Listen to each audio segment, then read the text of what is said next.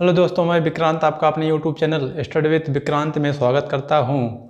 और दोस्तों, हमने कल देखा था कि जो संसद में जो सत्र होते हैं, 3 सत्र होते हैं, बजट सत्र, मानसून सत्र, शीतकालीन सत्र, उन पर हमने चर्चा किया था। बजट सत्र, मानसून सत्र और शीतकालीन सत्र पर हमने चर्चा किया था। और दोस्तों, हमने यह भी देखा था कि जो संसद में जो शब्दावलियाँ होती हैं, जैसे स्थगन, स्थगन, सत्रावसान, ये सब जो शब्दावलियाँ होती हैं उन्हें हम देखे थे।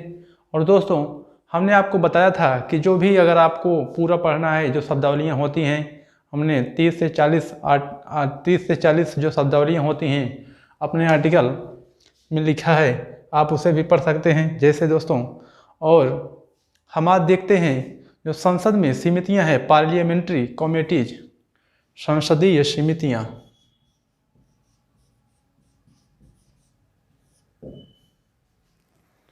संसदीय समितियाँ, संसदीय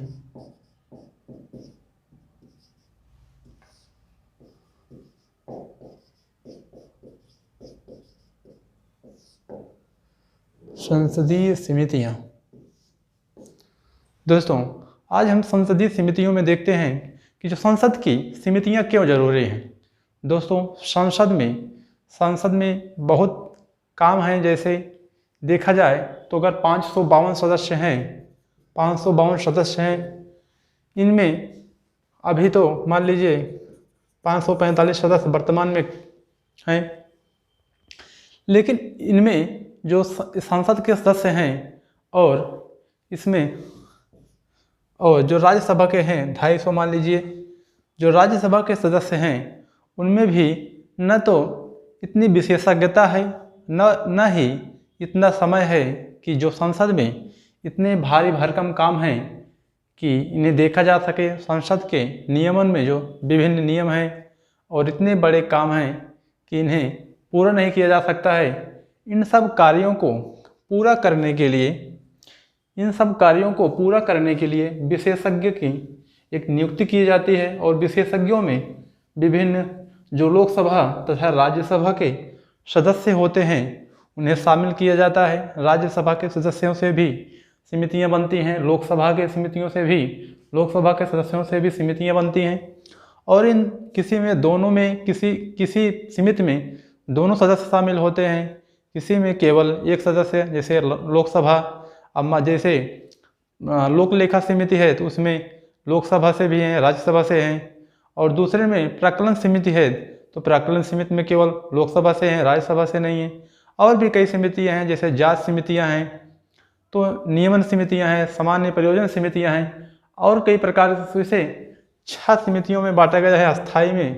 अस्थायी समितियों में 6 प्रकार की समितियां हैं। लेकिन दोस्तों, हम केवल एक देखेंगे, वित्तीय समितियां देखेंगे, जिसमें लोक लेखा समिति है और प्राक्कलन समिति है।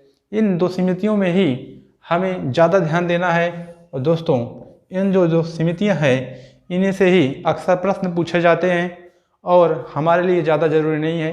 केवल हमारे लिए 2 समितियां, लोक लेखा समिति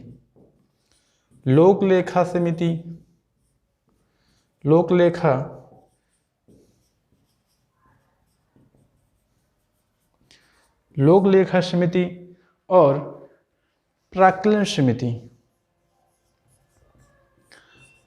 समिति हमारे लिए बहुत इम्पोर्टेंट है। यही परीक्षाओं में अक्सर पूछे जाते हैं।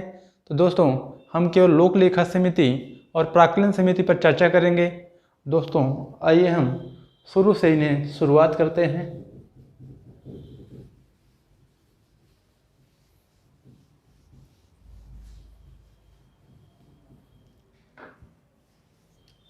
तो दोस्तों, समितियां 2 प्रकार की होती हैं। एक अस्थायी समितियां होती हैं, एक तदर्थ समितियां होती हैं। दोस्तों, हमने जब मंत्रिमंडल की समितियां पढ़ाया था तो वहाँ भी हमने चर्चा किया था कि समितियां 2 प्रकार की होती हैं।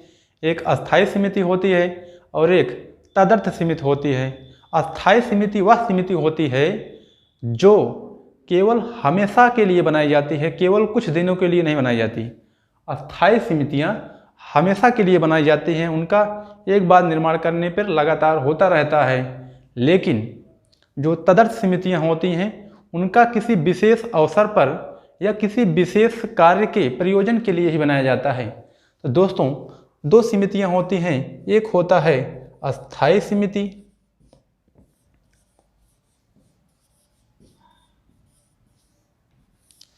और दूसरा है तदर्थ समिति।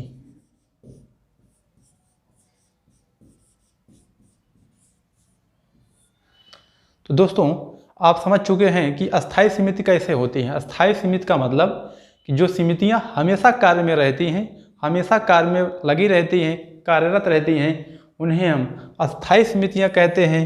और तदर्थ समितियां वह समितियां होती हैं जो किसी विशेष प्रयोजन के लिए, विशेष कार्य के लिए, विशेष उद्देश्य के लिए बनाई जाती हैं और उस कार्य को समाप्त होने के पश्चात, वह कार्य समाप्त हो जाता है तो वह समितियां भी नष्ट कर दी जाती हैं, समितियां खत्म हो जाती हैं और कोई अन्य कार्य पड़ता है तो अन्य समितियां बनाई जाती हैं।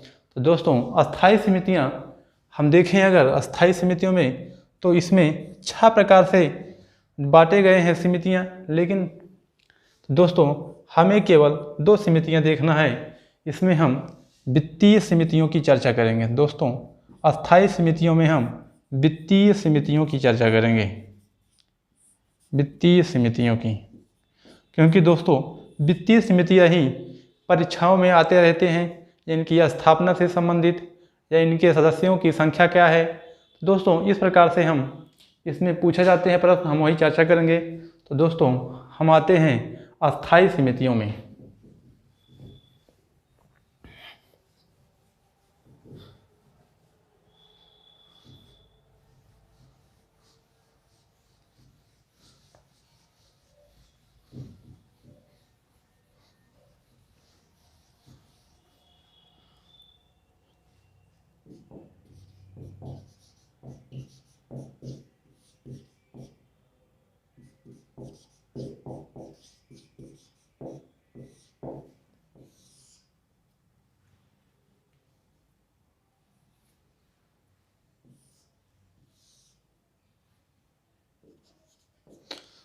दोस्तों, अस्थायी समितियों में 2 समितियां हैं, जैसे देखते हैं। जैसे हम एक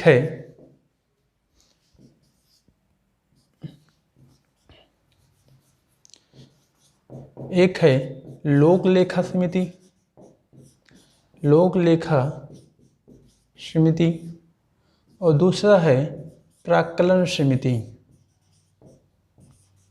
दूसरा है प्राक्कलन समिति। दोस्तों, यह वित्तीय समितियों के अंतर्गत आता है, वित्तीय समितियां।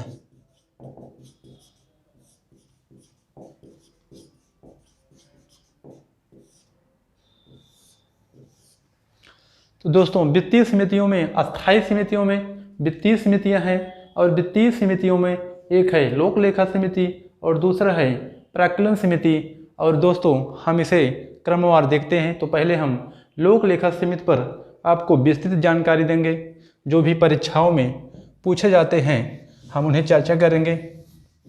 दोस्तों, हमें ज़्यादा नहीं देखना है, समितियां तो बहुत हैं। अगर हम देखें तो 6 समितियां केवल अस्थायी समितियों में हैं और दोस्तों तदर्थ समितियों में संख्या लगभग 20 से 25 से भी ज़्यादा होगी। तो दोस्तों, हमें केवल 2 समितियां देखना है और हम अगर और इम्पोर्टेंट होंगे तो हम ज़रूर इसे देखेंगे। दोस्तों, हम तो पहले केवल लोक लेखा समिति पर देखते हैं, लोक लेखा समिति।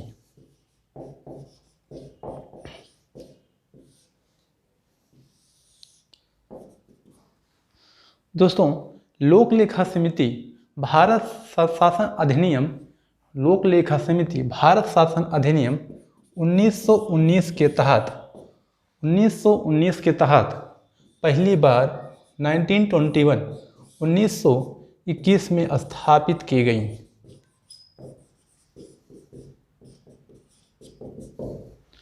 दोस्तों, पहली जो लोक लेखा समिति थी वह 1919 भारत शासन अधिनियम 1921 के तहत स्थापित की गई। और दोस्तों जो लोक लेखा समिति है उसमें कुल 22 सदस्य होते हैं, 22 सदस्य। अब दोस्तों इसमें 22 सदस्य होते हैं। आपको यह याद करना है कि इसमें 22 सदस्य होते हैं। 15 सदस्य लोकसभा सदस्य होते हैं, 15 सदस्य लोकसभा से और 7 सदस्य राज्यसभा से। तो दोस्तों इसमें 15 से लोकसभा से और 7 राज्यसभा से होते हैं। तो हम देखते हैं कि इस प्रकार से 22 सदस्य होते हैं। दोस्तों इसे आपको याद रखना है कि इसमें 22 सदस्य होते हैं, 22 सदस्य कुल सदस्य होते हैं, जबकि 15 सदस्य लोकसभा से और 7 सदस्य राज्यसभा से। और दोस्तों इनका कार्यकाल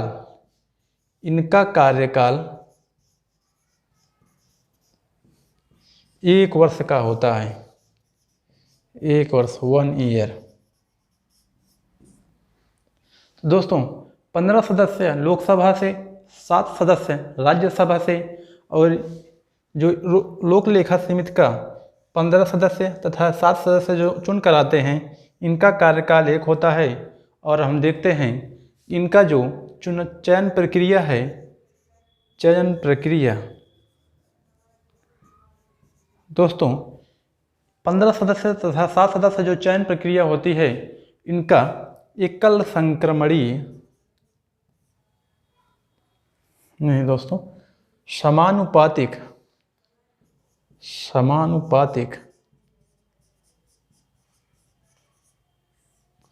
समानुपातिक प्रतिनिधित्व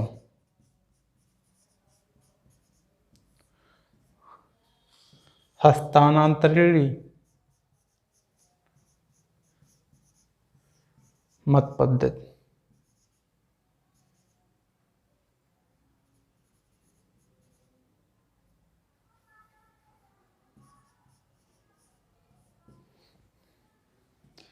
समानुपातिक प्रतिनिधित्व तथा हस्तांतरणीय मत पद्धति के आधार पर 15 सदस्य लोकसभा से तथा 7 सदस्य राज्यसभा से चुनाव किया जाता है।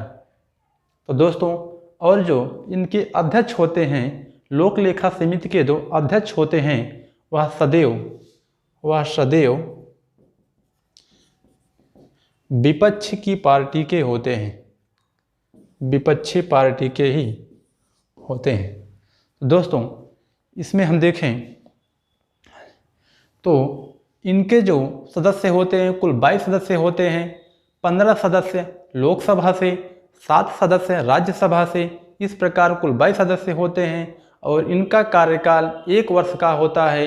और इनके जो अध्यक्ष होते हैं वह विपक्षी पार्टी के होते हैं। इनके जो अध्यक्ष होते हैं, प्रमुख होते हैं लोक लेखा समिति के, वह विपक्षी पार्टी के होते हैं। दोस्तों यह हमेशा 1977 से प्रक्रिया चली आ रही है कि इनके जो लोक लेखा समिति के 2 अध्यक्ष होंगे वह हमेशा विपक्षी पार्टी से ही होंगे। और दोस्तों इनका कार्यकाल 1 वर्ष होता है। चयन प्रक्रिया, इनका जो चयन किया जाता है लोक लेखा समिति में सदस्यों का, वह समानुपातिक प्रतिनिधित्व एकल हस्तांतरणीय मत पद्धति के आधार पर किया जाता है। तो दोस्तों यह आपको जरूर याद रखना है। 15 सदस्य 7 लोकसभा, 7 सदस्य राज्यसभा, 22 सदस्य कुल होते हैं। कार्यकाल 1 वर्ष होता है। चयन प्रक्रिया समानुपातिक प्रतिनिधित्व के अनुसार होता है। इसके अध्यक्ष विपक्षी पार्टी के होते हैं। और दोस्तों अब हम इसे देखने के बाद आते हैं इनके जो कार्य होते हैं उन्हें हम देखते हैं। लोक लेखा समिति के कार्य जो होते हैं उन्हें देखते हैं।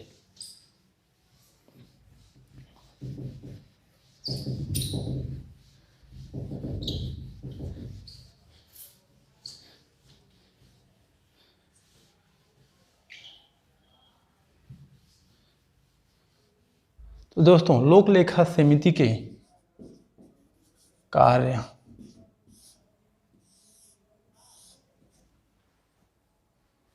दोस्तों लोक लेखा समिति के जो कार्य हैं वह राष्ट्रपति को जो सीएजी द्वारा राष्ट्रपति को जो सीएजी द्वारा कंट्रोलर एडिएटर जनरल नियंत्रक एवं महालेखा परीक्षक, दोस्तों हम इसे देखेंगे अभी आगे क्लास में, फिर भी हम देख लेते हैं यहाँ नियंत्रक एवं महालेखा परीक्षक।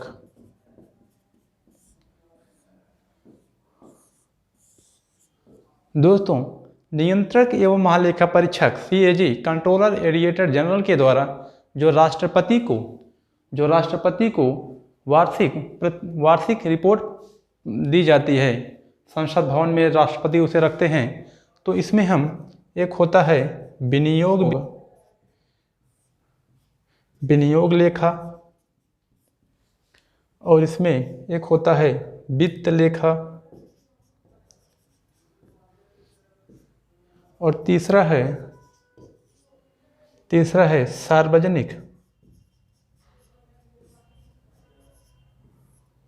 सार्वजनिक लेखा। दोस्तों विनियोग लेखा पर लेखा परीक्षा का प्रतिवेदन, और वित्त पर वित्त लेखा परीक्षा प्रतिवेदन, और सार्वजनिक लेखा परीक्षा प्रतिवेदन जो प्रस्तुत किया जाता है सीएजी द्वारा राष्ट्रपति उसे संसद भवन में रखते हैं। तो इन सभी की जांच करता है लोक लेखा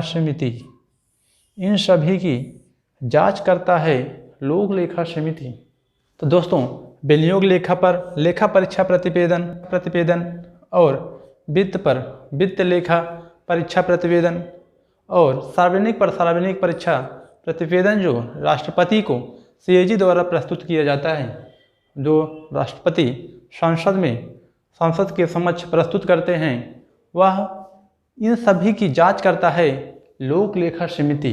तो दोस्तों इस लोक लेखा समिति इन तीनों लेखाओं की जांच करता है।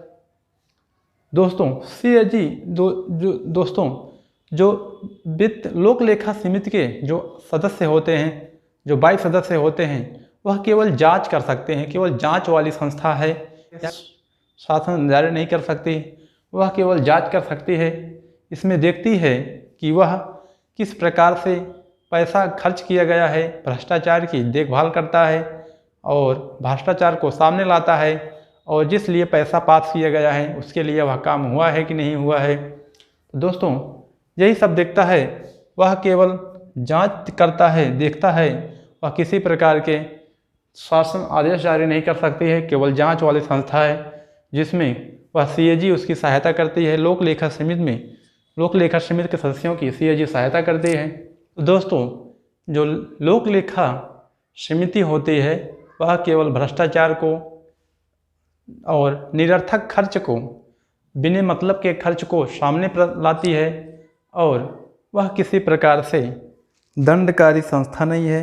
यह केवल जो भ्रष्टाचार है और निरर्थक खर्च है, किसी अन्य मत पर खर्च किए गए हों, जिसके लिए पैसा पास हुआ था उसके लिए काम किया गया है कि नहीं किया गया है, यह सभी चीज़ों की परीक्षण करता है लोक लेखा समिति।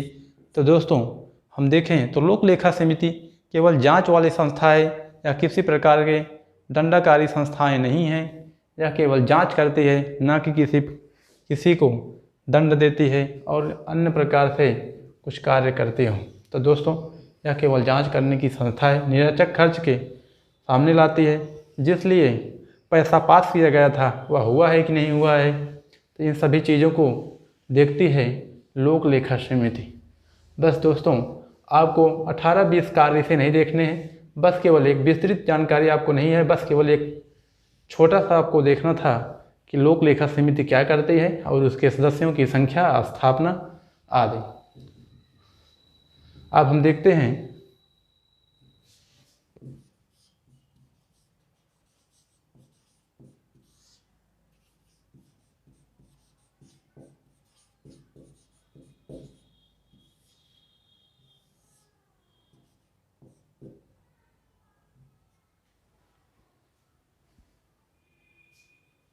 दोस्तों अब हम देखते हैं कि प्राक्कलन समिति क्या होती है। तो दोस्तों प्राक्कलन समिति अगर हम देखें तो 1950 से इसका पूरा ब्यौरा दिया जाता है। वैसे तो इसकी भी 1921 में स्थापना 1921 से चल रही है, लेकिन जॉन मथाई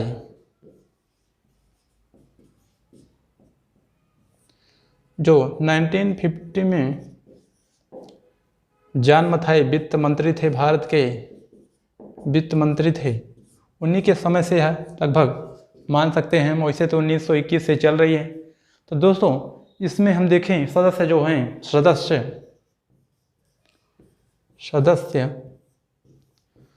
तो दोस्तों प्राक्कलन समिति में कुल सदस्य 30 होते हैं। कुल सदस्य 30 होते हैं।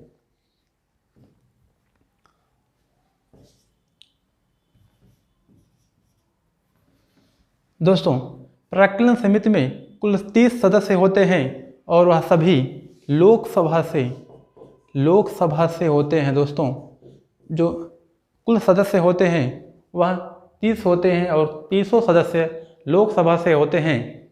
दोस्तों पहले तो इसमें कई कम संख्याएं थी, 15, 22, लेकिन दोस्तों इस समय इसमें कुल 30 सदस्य होते हैं और वह सभी लोकसभा के सदस्य होते हैं।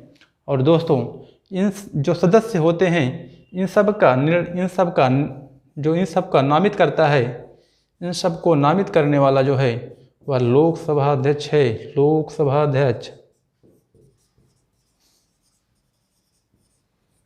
दोस्तों इन सभी का जो चुनाव करते हैं वह लोकसभा अध्यक्ष करते हैं। 30 सदस्य कौन होंगे? यह लोकसभा अध्यक्ष करते हैं और उसमें जो सदस्यों में से ही 30 को चुनाव किया जाता है और लोकसभा अध्यक्ष ही इन सदस्य प्राक्कलन समिति के अध्यक्ष का भी चुनाव करते हैं, अध्यक्ष। और दोस्तों इसमें भी एकल, हस्तांतरणीय तथा समानुपातिक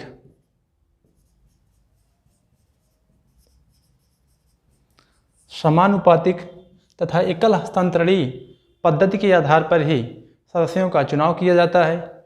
और दोस्तों हम देखें इसमें तो लोकसभा अध्यक्ष, इसमें से कुल 30 सदस्य होते हैं, वह सभी लोकसभा के सदस्य होते हैं। इसमें राज्यसभा के कोई सदस्य नहीं होते हैं। और इनका जो प्राक्कलन समिति को हम देखें तो प्राक्कलन समिति 1950 से सतत रूप से चल रही है और इसमें 30 सदस्य होते हैं। 30 सदस्य लोकसभा से होते हैं। इसमें राज्यसभा के सदस्यों का कोई सदस्य नहीं रहता है। और दोस्तों हम इनके कार्य देखते हैं। अब दोस्तों छोटा सा है नहीं, हम इनके कार्य देख लेते हैं। इनके कार्य मुख्यतः बजट संबंधी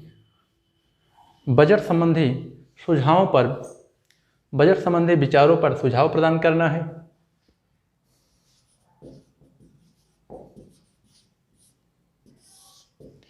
दोस्तों प्राक्कलन समिति के मुख्य कार्य हैं कि बजट पर सुझाव प्रदान करना, बजट पर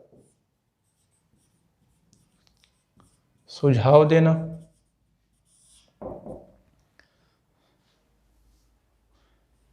और दोस्तों बजट को प्रभावी बनाने के लिए सुझाव देना। बजट प्रभावी अर्थात मजबूत कैसे बनाया जाए बजट को कि अधिक से अधिक लोगों के हित में हो। प्रभावी बनाने में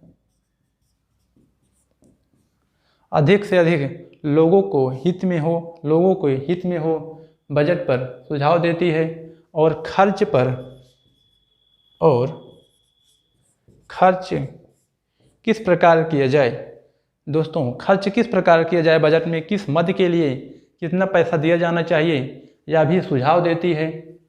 तो दोस्तों किस मद पर, जैसे शिक्षा पर, स्वास्थ्य पर और उद्योग पर और किसी अन्य प्रकार पर कितना खर्च किया जाना चाहिए, यह सुझाव देती है। प्राक्कलन समिति सुझाव देती है। और दोस्तों अब हम नेक्स्ट देखें। और दोस्तों इसमें जो है CAG सहायता नहीं करती है। तो दोस्तों इसमें प्राक्कलन समिति केवल अकेले ही जांच करती है और कुछ भी करती है, इसमें सीएजी की सहायता नहीं मिलती है, सीएजी की सहायता नहीं मिलती है। लेकिन दोस्तों लोक लेखा में सीएजी भी जांच में सहायता करती है। तो दोस्तों यह लोक लेखा जो समिति थी उसमें सीएजी सहायता करती थी जांच में। लेकिन दोस्तों सीएजी जो है प्राक्कलन समिति के सुझावों पर, प्राक्कलन समिति जो सुझाव देती है वह उसमें सीएजी शामिल नहीं होती है। दोस्तों यह भी केवल सुझाव दे सकती है, मनवाने के लिए प्रतिबद्ध नहीं कर सकती है किसी को, केवल सुझावकारी संस्था है, कोई दबाव नहीं डाल सकती है कि ऐसा ही किया जाना चाहिए। तो दोस्तों अब हम देख चुके हैं प्राक्कलन समिति के कार्य क्या थे, सदस्यों की संख्या क्या थी। तो दोस्तों अब हम आते हैं, एक समिति और है उसे हम भूल गए थे, सार्वजनिक उपक्रम की समिति। सार्वजनिक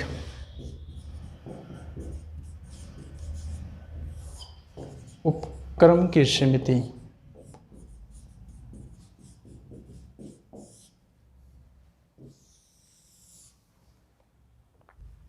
तो दोस्तों अब हम देखते हैं सार्वजनिक उद्यम की समिति। सार्वजनिक उद्यम के समिति। दोस्तों सार्वजनिक उद्यम की जो समिति है वह 1968 में कृष्ण मेनन की समिति की सिफारिश के आधार पर की गई थी। 1968 में कृष्ण मेनन की समिति के सिफारिश के आधार पर, समिति के 1968 में कृष्ण मेनन की समिति के आधार पर सार्वजनिक उद्यम की समिति की स्थापना की गई थी। तो दोस्तों इसे याद रखना है कि 1968 में कृष्ण मेनन की समिति के आधार पर ही 1968 में सार्वजनिक उद्यम की समिति की स्थापना की गई थी। और दोस्तों इसमें जो सदस्य होते हैं, हम सदस्यों की संख्या देखें तो दोस्तों लोक लेखा समिति में जितने सदस्य होते हैं उसमें 22 सदस्य होते थे, तो इसमें भी 22 सदस्य होते हैं। तो दोस्तों लोक लेखा समिति का हमें यहाँ कॉपी पेस्ट कर देना है, जैसे कि 15 सदस्य वहाँ पर लोकसभा से होते थे, यहाँ भी उसी प्रकार से है, 15 सदस्य लोक लेखा समिति के होते हैं। और दोस्तों 7 सदस्य वहाँ पर राज्यसभा से होते थे, तो यहाँ भी 7 सदस्य राज्यसभा से नामित किए जाते हैं। तो दोस्तों इस प्रकार से इसमें भी कुल 22 सदस्य हो गए, 15 सदस्य लोकसभा से और 7 सदस्य राज्यसभा से। तो दोस्तों लोक लेखा समिति में जितने सदस्य होते थे उसी प्रकार से सार्वजनिक उद्यम समिति में भी सदस्य होते हैं, 22 सदस्य वहाँ पर, 22 सदस्य यहाँ पर।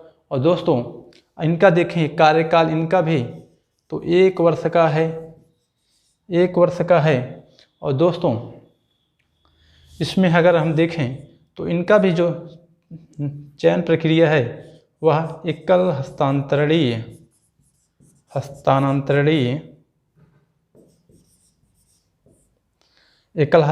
पद्धति है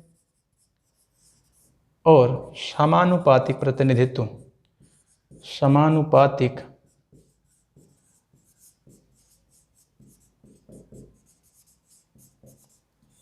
तो दोस्तों समानुपातिक प्रतिनिधित्व के आधार पर ही इनके सदस्यों को नामित किया जाता है। 1968 में कृष्ण मेनन की समिति के आधार पर किया गया। 22 सदस्य होते हैं, 15 सदस्य लोकसभा से होते हैं, 7 सदस्य राज्यसभा से होते हैं। कार्यकाल इनका 1 वर्ष का होता है। एकल हस्तांतरणीय मत पद्धति के आधार पर, समानुपातिक प्रतिनिधित्व के आधार पर इन सदस्यों को निर्वाचित किया जाता है। तो दोस्तों इसमें लोकसभा अध्यक्ष 15 सदस्य को नामित करते हैं और 7 सदस्य सभापति अर्थात उपराष्ट्रपति जी करते हैं। तो दोस्तों अब इनके हम कार्य देखते हैं। दोस्तों दो लाइन का है, इसे हम कार्य देख लेते हैं।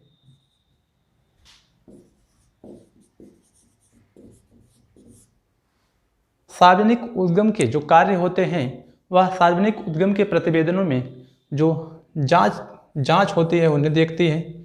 सार्वजनिक उद्यम के प्रतिवेदनों पर जांच करता है। सार्वजनिक उद्यम के प्रतिवेदनों पर जांच करना और सीएजी द्वारा जो जांच होती है उन्हें भी देखना। तो दोस्तों सार्वजनिक उद्यम के प्रतिवेदनों पर जांच करना और जो सीएजी द्वारा प्रतिवेदन किया जाता है उनके भी परीक्षण करना।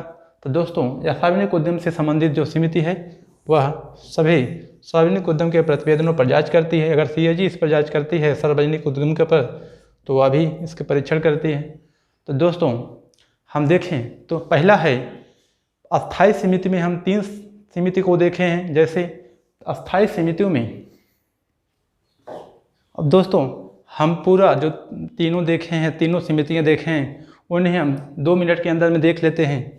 तो हमने देखा था कि अस्थायी समिति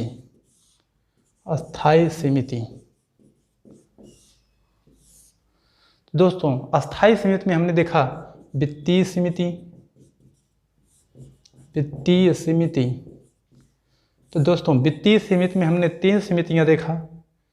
वित्तीय समितियों में हमने 3 समितियां तो देखा है। एक है लोक लेखा समिति, और दूसरा है प्राक्कलन समिति, और इसमें तीसरा है सार्वजनिक उद्यम समिति। तो दोस्तों इसमें कुल 22 सदस्य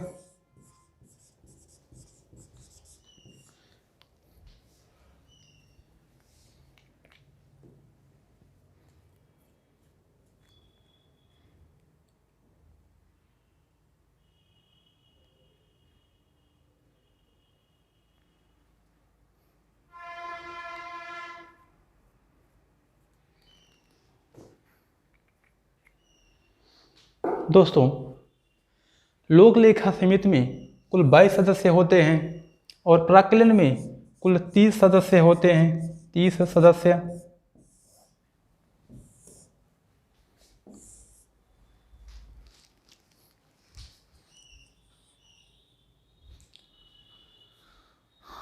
तो दोस्तों इसमें भी हम कुल 22 सदस्य होते हैं, देखे हैं 22 सदस्य। इसमें 30 सदस्य और इसमें 22 सदस्य। तो दोस्तों इसमें 15 सदस्य लोकसभा से 15 सदस्य और 7 सदस्य राज्यसभा से, और प्राक्कलन में कुल 30 जो कुल होते हैं 30, वह सभी लोकसभा से। तो दोस्तों यहाँ पर कंफ्यूज नहीं होना है कि यहाँ भी राज्यसभा के सदस्य होंगे। तो यहाँ पे दोस्तों केवल लोकसभा के ही सदस्य 30 होते हैं। और दोस्तों इसमें 15 सदस्य लोकसभा से, 7 सदस्य राज्यसभा से। यहाँ पर भी प्राक्कलन समिति की जो जैसे है वैसे ही इसको वहाँ भी है सार्वजनिक में। और दोस्तों इनका कार्यकाल अगर हम देखें तो कार्यकाल 1 वर्ष, इनका भी कार्यकाल 1 वर्ष, इनका भी कार्यकाल 1 वर्ष। तो दोस्तों अब हम समझ सकते हैं कि लोक लेखा समिति तथा सार्वजनिक उद्यम समिति में ज़्यादा अंतर नहीं है। इसमें 15 होते हैं, वहाँ भी 15 लोकसभा से, यहाँ भी 7 राज्यसभा से, वहाँ भी 7 राज्यसभा से। तो दोस्तों प्राक्कलन समिति पर हमें ज़्यादा ध्यान देना है। तो प्राक्कलन समिति में 30 सदस्य होते हैं, वह सभी लोकसभा से होते हैं। इनका कार्यकाल 1 वर्ष का होता है और सभी का चयन प्रक्रिया जो है वह एकल हस्तांतरणीय के आधार पर होता है, यहाँ भी और यहाँ भी। तो दोस्तों अब हम देख चुके हैं कि लोक लेखा समिति तथा प्राक्कलन समिति तथा सार्वजनिक उपक्रम की समिति, सार्वजनिक उद्यम की समिति। दोस्तों आज के क्लास यहीं समाप्त करते हैं। और दोस्तों हमारे चैनल को लाइक, सब्सक्राइब और शेयर करना मत भूलें। जय हिंद।